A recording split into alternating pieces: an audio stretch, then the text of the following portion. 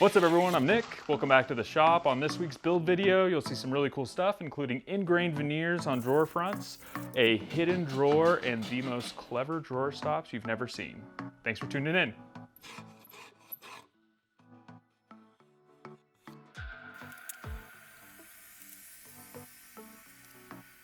All right, I am stoked.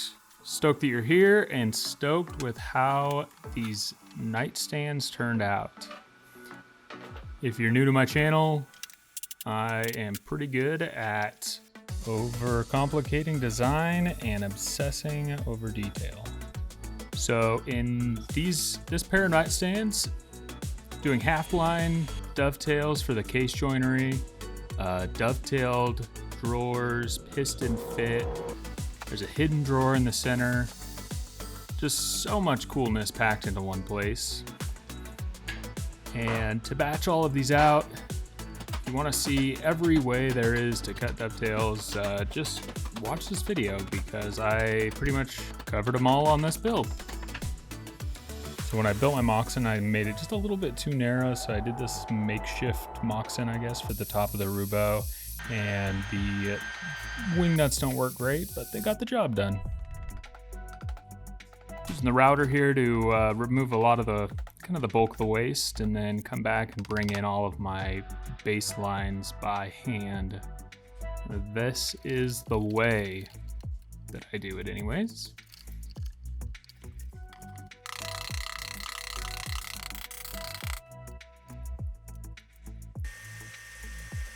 These might be the coolest little drawer stops I've ever seen.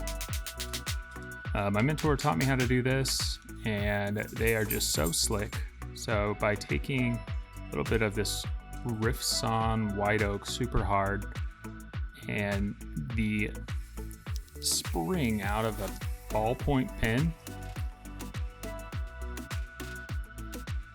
by mortising those in and ramping the bottom of the mortise and then screwing them in at an angle,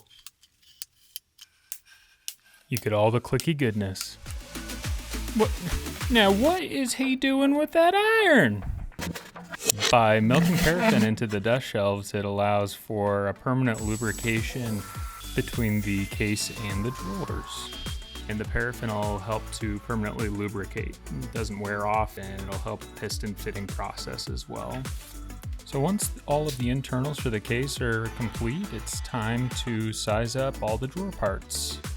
First we go height, then we go length, and there are a lot of parts. Now the drawers, yes, they're dovetailed, piston fit. The part I'm really excited to see, however, is the ingrained veneered fronts. Not sure how those are going to turn out, but I think it's going to be pretty cool. And let's not forget about those hidden drawers coming as well. So do me a favor, if you haven't already, hit subscribe and drop me a comment below. I make it a point to answer everybody's questions, comments, concerns, troll, whatever you got.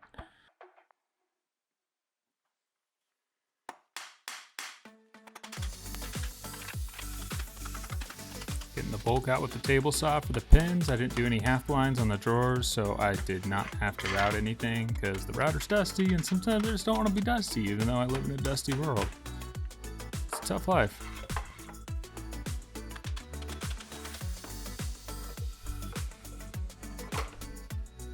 This little contraption is cool for lining up dovetails for the transfer.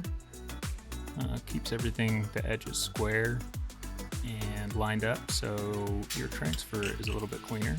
And then I'm tossing in a dado stack with this new miter gauge from Harvey and cutting out the pin board.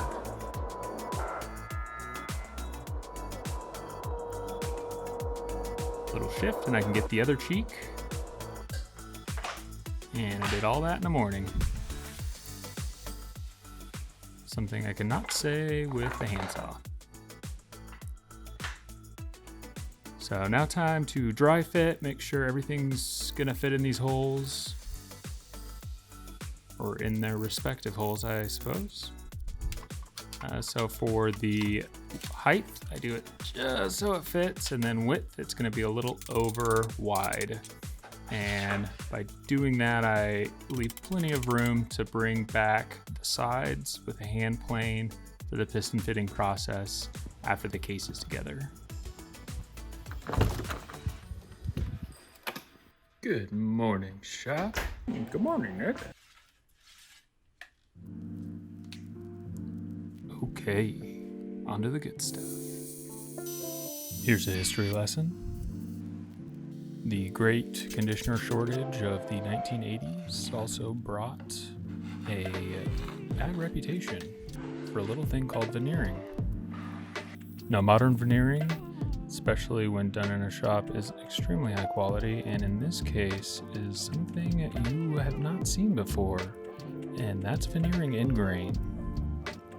The end grain is very weak. I'm using white oak here, Riffson, in this pattern, and using a non-water-based adhesive, epoxy in this case, I'm adhering it to the drawer faces, and then there will be another face laminated on top of that surface to act as the drawer pull.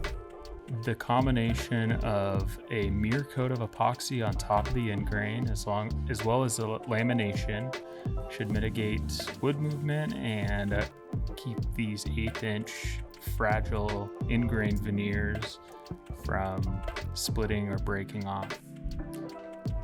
And that pattern is, I'm obsessed. I'm gonna do it on everything.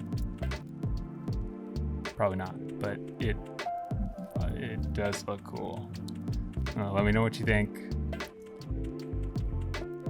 I've seen some examples. Matt Kinney with Fine Woodworking has done a few end grain veneers.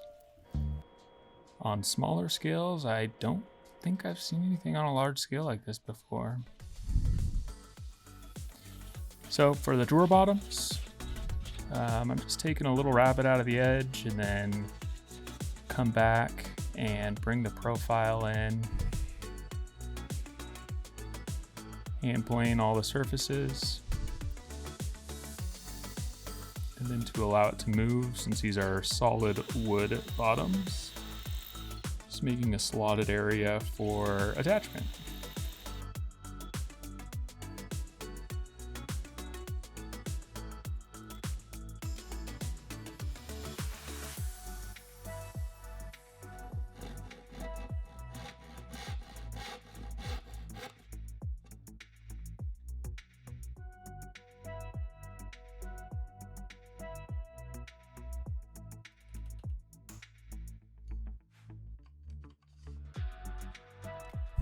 Spaceballs are just tensioners. They're little rubber balls that sit in the dado and allow it to move without rattling.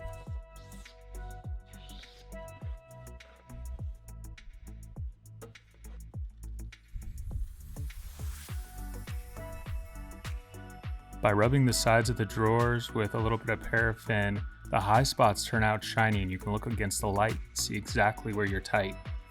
Taking off just a little bit, couple thousandths here, couple thousandths there, you can really hone in on a good snug fit. Now, wood movement for the vertical is what you need to worry about, not side to side. So tight, kind of hard to explain, but the sweet spot is not tight but not loose. And the art lies in knowing how to not go too far in either direction.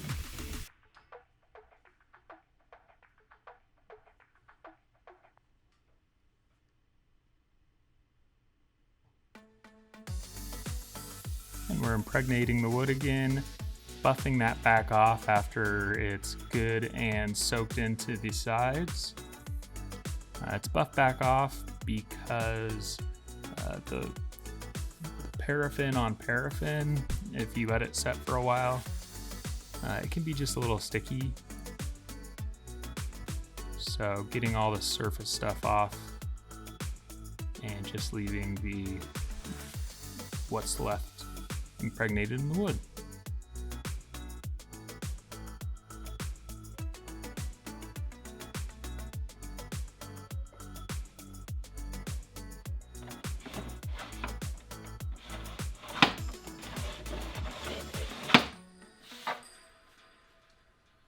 Perfect. And that's how you piston fit a drawer. That's just the hidden drawer. We got 2 more to go on each. A quick montage.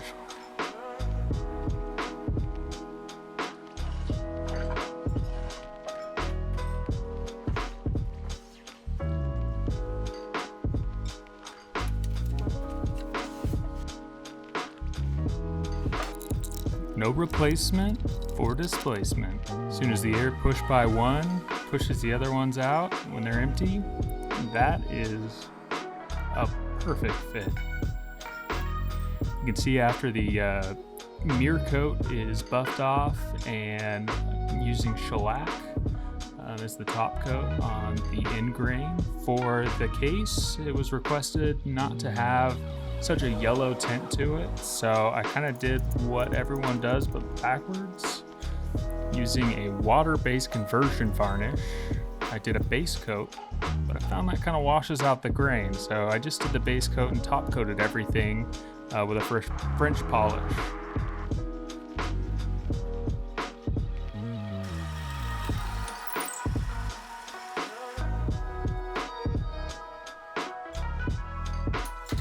I haven't showed much of the base, mostly because I wasn't sure what I wanted to do with it. I didn't like it really the first couple iterations I came up with. By using these dowel transfers, I can locate where those holes are going to come through the base pilot. And using 3/8/16 bolts and oversized slots on the back to allow the case to move. Just threading the base. And there we go. Hope y'all learned something from this. I certainly had a good time with this build. And if you're not already, please hit that subscribe button. Leave me a comment. Let me know what you think. And here's how it came out.